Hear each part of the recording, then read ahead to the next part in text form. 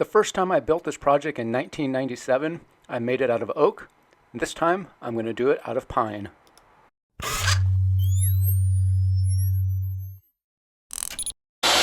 Well, once the templates are all made, now the tricky part comes. The first part I'm going to work on is the horse's head, which is the 3 pieces of 1x12 glued together. With the thicker piece of wood, I was limited to doing my cuts with the bandsaw because that was the easiest way to get the straightest cut. For the holes for the handle and the eye, I bored a 3/4 inch Forstner bit straight through. And with all the tricky cuts, I used a sanding drum mounted on my drill press to get some of those crazy corners. That with a combination of a belt sander and an orbital sander and a file to get all the smooth edges that I need, and most importantly, get the scratches out of the wood. Even the tiniest scratch in the wood will show up even stronger once you get the stain and the finish on, so this part is very critical. And once the rough sanding is finished, I switch to 150 grit sandpaper on the orbital sander and just try to get a nice smooth finish.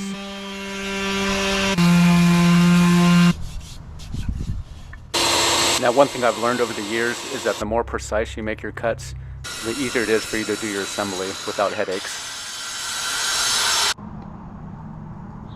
Another thing to consider about when working with pine is that you're going to have more knot holes, so I'm always looking for the best place to cut the wood to minimize where the knot holes are going to be in prominent places.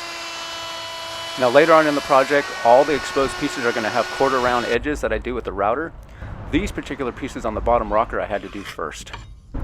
Now the seat and the seat back were small pieces, but they had a 10-degree bevel on them just so they lean back just slightly, and then I had to put an 1.5 inch radius on the corners. Using the jigsaw for the round corners and then a belt sander mounted in my vise was the perfect idea to get the smooth edges I needed. Let's take a look and see how my 10-degree bevel and how flush are my miters. Chef's kiss to the carpenter. Now for the horse's body sides, the very top surface needs a 10-degree bevel as well, so it'll match with the flaring out of the body sides. And again, making the rough cuts with a jigsaw. And then what I did is used one body side as a template to make the other body side. And then you sand them together because you want them to be exactly alike, so you have symmetry. Then the process repeats with the legs. This time you have 4. So I make one, cut it out, sand it, and then use it as a template to make the other 3 legs. And again, sanding them together for perfect symmetry. Again, rough sanding, orbital sanding with 100 grit sandpaper, then orbital sanding with 150 grit sandpaper to get that finish before the dry fit. Procedure for the tail was similar to the head, being that I had 2 pieces of pine glued together. It was a thicker piece of wood, and a little trickier to cut this with a jigsaw, so the bandsaw was perfect. It's repetitive work, but this is absolutely critical to spend your time and take your time to do these perfectly, because the rest of the job is determined on how these steps go. Aside from the horse's head, I think the 2 rockers are probably the most difficult to make. Same thing, you make one, use it as a template to trace the other, and then there was just some tricky corners to cut out on either end with the balls, and then just trying to get a really smooth rocker surface. And again, take your time, do your best work.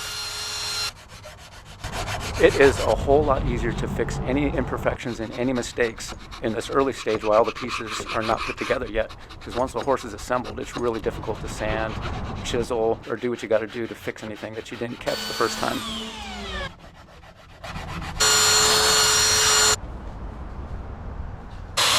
Last item is to cut the length of the pieces that I previously routed for the rocker tops. Stay tuned for the episode 3, the dry fit.